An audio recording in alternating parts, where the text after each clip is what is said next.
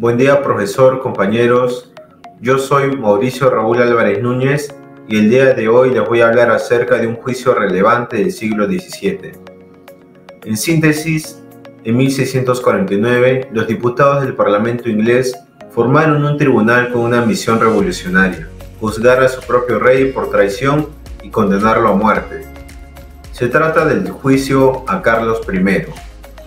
Antes de mencionar los hechos relacionados con Carlos I de Inglaterra y la Guerra Civil Inglesa, es importante mencionar que tienen una trascendencia duradera en la actualidad.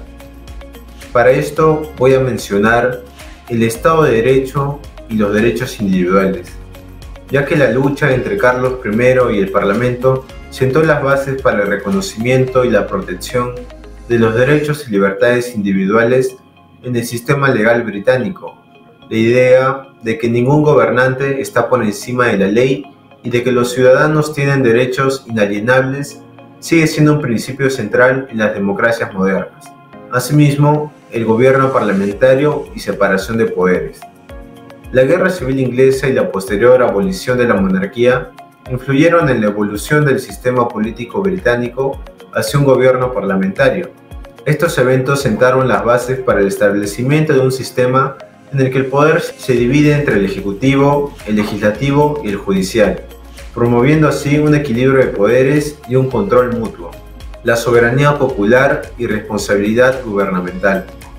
El juicio y la ejecución de Carlos I plantearon cuestiones fundamentales sobre la soberanía del pueblo y la responsabilidad de los líderes políticos ante la voluntad popular. Estos conceptos siguen siendo relevantes en la política moderna y en la exigencia de la rendición de cuentas por parte de los gobernantes. El desarrollo del constitucionalismo.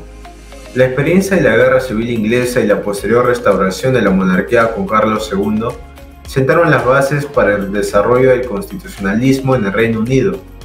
El reconocimiento de una constitución escrita o no escrita como marco legal fundamental y la limitación del poder del monarca son características importantes del constitucionalismo moderno. Y por último, la influencia en otros movimientos y revoluciones. Los eventos de la Guerra Civil Inglesa y la ejecución de Carlos I tuvieron un impacto en otras partes del mundo. Se considera que la Revolución Gloriosa de 1688 a 1689 en Inglaterra, que condujo a la Carta de Derechos, influyó en la Revolución Americana y en el desarrollo de derechos y libertades en Estados Unidos. Además, estos eventos también tuvieron repercusiones en otros movimientos revolucionarios y reformistas en Europa.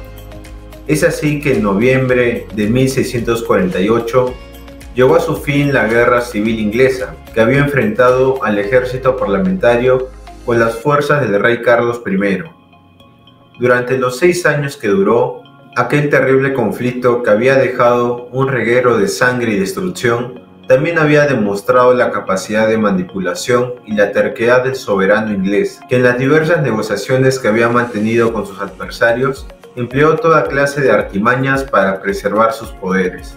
Al final, Oliver Cromwell, quien era el jefe del ejército parlamentario, y otros dirigentes radicales empezaron a hablar de la providencia y necesidad de que el rey muriese.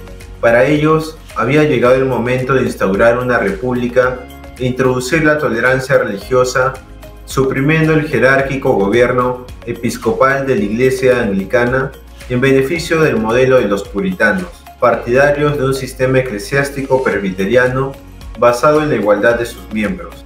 De este modo, el 20 de noviembre de 1648, unas semanas después de que hubieran capturado al rey en la isla de Wight y lo hubieran confinado, Cromwell y los suyos exigieron al Parlamento que juzgara al soberano como traidor. Sin embargo, el Parlamento tenía otras miras. Los diputados presbiterianos temían que los más radicales suprimieran su propia organización eclesiástica y pensaban que la monarquía podía ayudarles a mantenerla. Por ello, intentaron llegar a un acuerdo con el soberano, pero el ejército no lo permitió. El 6 de diciembre, un destacamento se situó en la entrada de la asamblea y conforme iban llegando los diputados, verificó si figuraban en una larga lista de miembros del Parlamento de quienes se dudaba que fueran rigurosamente antimonárquicos. Al final fueron detenidos 45 de ellos y 146 quedaron excluidos. Solo 75 diputados permanecieron en la asamblea. Así nació el Parlamento Rabadilla, un término que aludía a que del Parlamento legítimo solo habían quedado los restos. Es así como comienza el juicio. En los días siguientes de este Parlamento, amputado de la mayoría de sus miembros, aprobó la creación de un tribunal extraordinario, la Alta Corte de Justicia, integrado por 3 jueces y 135 comisarios, que tenía una formidable misión: juzgar si el rey era un traidor y si debía ser castigado con la pena de muerte. El sábado 20 de enero de 1649, el tribunal se reunió por primera vez en el Westminster Hall. Por evidente renuencia a juzgar al monarca, acudieron solo 67 de los 135 comisarios parlamentarios escogidos, dado que las principales autoridades judiciales del país se habían negado a participar en el proceso. Ocupaba la presidencia John Bradshaw, magistrado principal de un condado de provincias. Reunido el tribunal, hizo su entrada la figura menuda y elegante del soberano. En la mano llevaba un bastón con pomo de plata y en la cabeza un sombrero alto de ala ancha. Carlos Estuardo, prematuramente envejecido a causa de la guerra y el cautiverio, tenía la barba canosa y el pelo sin cortar. Las facciones finas y las manos delicadas del rey acentuaban su aire altivo. Aunque la vista era pública, un tabique de madera detrás del asiento del monarca impedía al público contemplar más que la copa del sombrero que llevaba el rey. El tribunal había decidido que sería mejor no obligarle a que se descubriera. Acto seguido se procedió a leer los cargos contra el soberano: alta traición contra el pueblo y ejercicio de un poder tiránico. El monarca trató diversas veces de interrumpir la lectura de la acusación. Incluso dejó caer dramáticamente el pomo de plata del bastón que llevaba, que fue rodando por el suelo, un incidente que para algunos presagiaba ya un fin trágico para el rey. ¿Admitía Carlos Estuardo, preguntó el presidente, su culpabilidad? Sin dignarse a contestar directamente, el monarca preguntó con su deje nativo escocés: ¿en virtud de qué autoridad se le había hecho comparecer, siendo él el legítimo rey? La contestación del tribunal, ya decidida de antemano, fue que se le juzgaba en nombre de la Cámara de los Comunes y del pueblo. Carlos rechazó enseguida la autoridad del supuesto tribunal. En realidad, después de la purga de los comunes realizada el 12 de diciembre por el ejército, los comisarios presentes no eran ni siquiera representativos del Parlamento, asamblea que en todo caso nunca había disfrutado de funciones judiciales. Como otros jefes de Estado contemporáneos, el soberano consideraba que era responsable de sus actos solo ante Dios. Por el contrario, Cromwell y el ejército, que como partidarios de una reforma religiosa radical, eran nacidos lectores del Antiguo Testamento, opinaban que el monarca tenía que rendir cuentas a la nación, igual que lo habían hecho los reyes del antiguo Israel. La sentencia. El lunes 22 de enero, el rey seguía insistiendo en la ilegalidad del tribunal.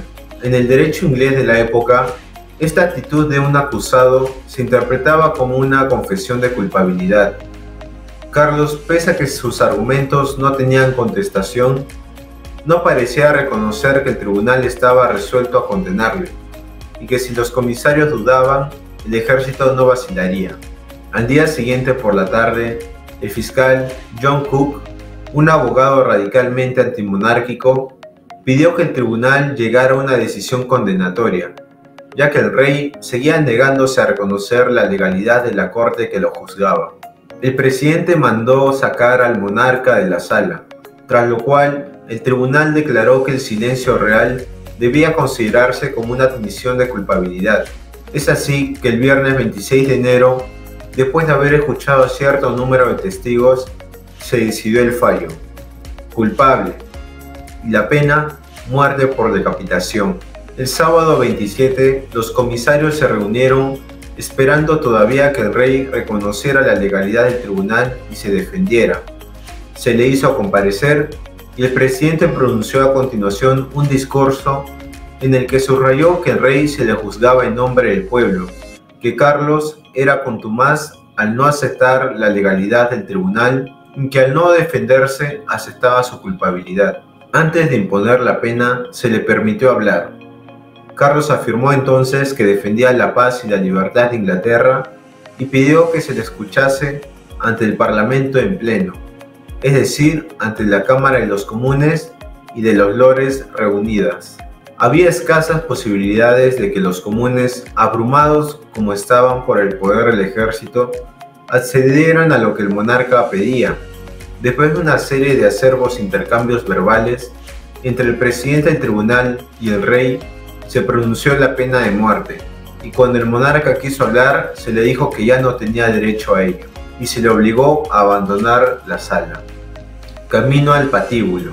La última mañana de su vida, el martes 30 de enero de 1649, el rey se puso 2 camisas, para que no se le viera temblar a causa del frío extremo que hacía. Un chaleco, calzones y jubón de satén negro complementaban su atuendo. Ya arreglado, tomó el sacramento de manos del obispo anglicano de Londres. Sobre las 10, acompañado de una escolta y a tambor batiente, el rey fue andando hasta el Banqueting House, en la calle de Whitehall. Por extraño que parezca, no se había pensado en quién sería el verdugo, ya que Richard Brandon, que desempeñaba este cargo, se negó a justiciar al soberano. Se lo propusieron a otras personas, entre ellas a un grupo de sargentos del ejército, pero como el verdugo no mostró su rostro, nunca se ha sabido su identidad. A la 1:30 de la tarde de la comitiva, entró en el salón de la Banqueting House. El rey salió por una de las ventanas directamente al cadalso levantado en la calle. Habló brevemente a la multitud reunida, pero solo le oyeron los que estaban cerca. Aunque proclamaba su inocencia, aceptó el juicio divino como un castigo a sus propias culpas y perdonó a sus enemigos. Luego, cubriéndose las largas quedejas con una gorrita y arrodillándose, se inclinó sobre el tajo, pronunció 2 o 3 palabras y extendió las manos. El verdugo le separó la cabeza del cuerpo con un solo golpe de hacha. Faltaba 1 minuto para las 2 de la tarde. Se cuenta que cuando el sayón enmascarado levantó el brazo para mostrar la cabeza ensangrentada, se oyó un profundo gemido entre los espectadores, conscientes de haber presenciado un acto sin precedentes, un regicidio cometido no por un asesino ni en calor de la batalla, sino por orden de los representantes del pueblo y al término de un proceso formal. Es así como veremos a continuación las causas de la ejecución. Aunque en el bando parlamentario muchos dudaban de la justicia del acto y de que si era procedente, el régimen político nacido de la victoria militar sobre Carlos I recurrió al ajusticiamiento del soberano para consolidarse. En el juicio del monarca chocaron 2 ideologías irreconciliables. Por un lado, la del parlamento y del ejército, instituciones que mantenían que el rey debía responder por sus acciones ante el pueblo. Por otro lado, la del rey, convencido de su inviolabilidad. En 1660, algunos de los regicidas comparecieron ante el hijo del soberano ejecutado, Carlos II. En el momento en el que éste fue restaurado en el trono de Inglaterra tras la muerte de Cromwell, dijeron que habían ajusticiado a Carlos I no asesinándolo alevosamente, sino a la plena luz del día, porque así lo requirió el bien del Estado.